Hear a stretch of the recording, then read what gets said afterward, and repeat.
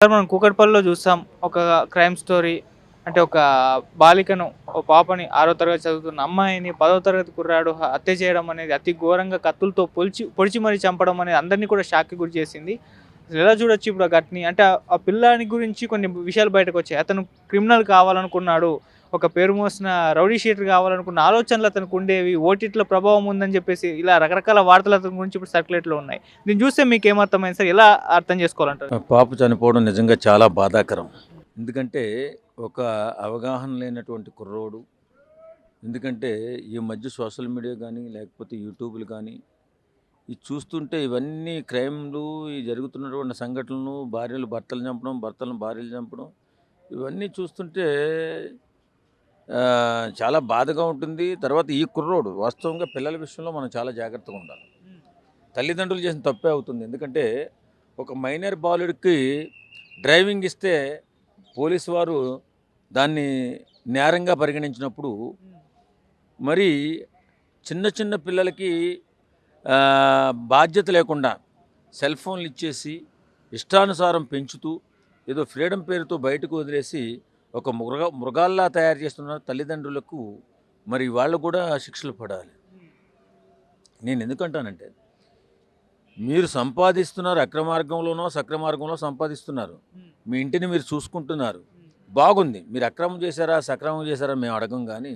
కానీ మీ బిడ్డలను సక్రమంగా పెంచారా లేదా, ఇది కావాలి మాకు. మనం అడిగేది ఏంటంటే, ఈ వార్తలు చూస్తుంటే బాధ కలుగుతున్న మాలాంటి వాళ్ళు, మీరు అక్రమార్గంలో పెంచితే మాత్రం మీకు కూడా శిక్షలు పడతాయని చెప్పి పోలీసు వారు హెచ్చరించినట్లయితే, ప్రభుత్వాలు హెచ్చరించినట్లయితే ఈ క్రైమ్లు కొంచెం తగ్గే అవకాశం ఉంది. కొంతమంది పిల్లలు ఇష్టానుసారంగా మాకు ఫ్రీడమ్ కావాలి, బంధించి మాకు సంస్కారం నేర్పుతున్నారు, చదువు నేర్పుతున్నారని చెప్పి కొంతమంది ఈ మధ్యకాలంలో మాట్లాడుతున్నారు సోషల్ మీడియాలో. సంస్కారం లేకుండా పెరిగినటువంటి పిల్లలే ఇలాంటి హత్యలు చేస్తుంటారు. మరి అలా పెంచినటువంటి తల్లిదండ్రుల బాధ్యత ఏంటి? ఇప్పుడు ఆ తల్లి కడుపు కోత ఎవరు తీరుస్తారు?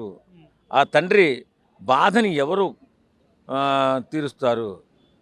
అంత అల్లారు ముద్దుగా పెంచుకుని 10-12 సంవత్సరాలు పెంచుకున్న బిడ్డని కోల్పోతే మరి ఆ బాధను తీర్చాలంటే చాలా కష్టతరం. ఆవేదన తీర్చాలంటే ఎవరి తరం కాదు. మరి అలాంటప్పుడు మీ బిడ్డల్ని మీరు పెంచే విధానంలో మార్పు చేయకపోతే, మార్పులు చూసుకోకపోతే వాళ్ళు ఏం చేస్తున్నారు, ఎలా చేస్తున్నారు, ఏం చూస్తున్నారు, వాళ్ళు ఎలా తయారవుతున్నారు, వాళ్ళ మైండ్ సెట్ ఎలా ఉంది, గమనించలేని తల్లిదండ్రులు కూడా తప్పే. అది నేను చెప్తున్నా. గమనించలేని, గుర్తించలేని తల్లిదండ్రులు కూడా తప్పే. ఎందుకంటే మీరు బయటకు పోయి ఇష్టానుసారం ఏదో జాబులు చేసుకుంటూనో, లేకపోతే వ్యాపారాలు చేసుకుంటూనో, సక్రమార్గంలోనో వక్రమార్గంలో మీరు సంపాదించి వాళ్ళని ఇష్టానుసారం పెంచితే, రేపొద్దున ఇలాంటి ద్రవాలు చేసి కుటుంబాలను నాశనం చేస్తున్నటువంటి బిడ్డలకు వల్ల నష్టపోయిన బిడ్డలకు మీరేమిస్తారు, మీరేం సమాధానం చెప్తారు? కాబట్టి ఇలాంటి నేరాలు జరగకుండా ఉండాలంటే తల్లిదండ్రులు ముందు జైల్లో వేయాలి. ఇలాంటి నేరాలు చేస్తున్నటువంటి తల్లిదండ్రులను ముందుగా జైల్లో వేస్తే అప్పుడు బుద్ధి వస్తుంది. ఎందుకంటే బిడ్డల్ని పెంచే విధానంలో మార్పు తీసుకురావాలి, బిడ్డల్ని సక్రమార్గంలో పెంచాలి. వారు ఎలా ఉన్నారు, ఎలా తిరుగుతున్నారు, ఎలా మాట్లాడుతున్నారు, ఏం చూస్తున్నారు, జాగ్రత్తగా ఉంటున్నారా, సంస్కారంతో ఉంటున్నారా, కుసంస్కారంతో పెరుగుతున్నారా అనేది తల్లిదండ్రులు చూసుకోకపోతే బాధ్యత ఎవరిది? చెట్టు కూడా మనం ఒక చెట్టుని మొక్క నాటినప్పుడు అది పెరుగుదల కోసం ఎన్నో జాగ్రత్తలు తీసుకుంటాం. అది ఫలసాయానికి రావాలి కదా, ఫలసాయానికి వస్తేనే కదా మనం చేసిన శ్రమకు ఫలితఫలం. అలాగే బిడ్డల్ని కనేయటం కాదు, రోడ్డు మీద వదిలేయటం కాదు, ఇష్టానుసారం పెంచేయడం కాదు. నేనేం చెప్తున్నానంటే, బిడ్డల్ని జాగ్రత్తగా పెంచండి, చిన్న బిడ్డల్ని జాగ్రత్తగా పెంచండి, వాళ్ళని సంస్కారంతో పెంచండి. వాళ్ళు ఏం చేస్తున్నారు, ఏం చూస్తున్నారు మీరు అని చెప్పి గమనిస్తూ ఉండండి. 24 గంటలు వాళ్ళ మీద ఒక దృష్టి పెట్టండి. బిడ్డల మానసిక స్థితి బాగుందా లేదా? నీ బిడ్డ మానసిక స్థితి బాగోలేదని చెప్పి కొంతమంది అంటున్నారు, ఈ బిడ్డ మానసిక అందుకే పొడిచేశాడు. మానసిక స్థితి బాగోలేదన్న బిడ్డని మరి నువ్వు ఎందుకు హాస్పిటల్లో జాయిన్ చేయలేదు, నువ్వెందుకు ట్రీట్మెంట్ ఇప్పించలేదు? బాధ్యత నీది కదా. నీ కొడుకు వల్ల ఒక బిడ్డని కోల్పోయిన తల్లిదండ్రులకు నువ్వేం సమాధానం చెప్పు? ముందు జైలుకు పో. ఇలాంటి రాస్కల్స్, ఈ పెంచిన రాస్కల్స్ని తల్లిదండ్రులని నేను చెప్తున్నా. ఈవేళ సంస్కారం లేకుండా పిల్లల్ని పెంచినటువంటి రాస్కల్స్ని చాలామందిని చూస్తున్నాం. నేను ఎందుకు రాస్కల్స్ అంటున్నానంటే, బూతులు తిట్టాలని కాదు, కడుపు మంటతో అంటున్నాను.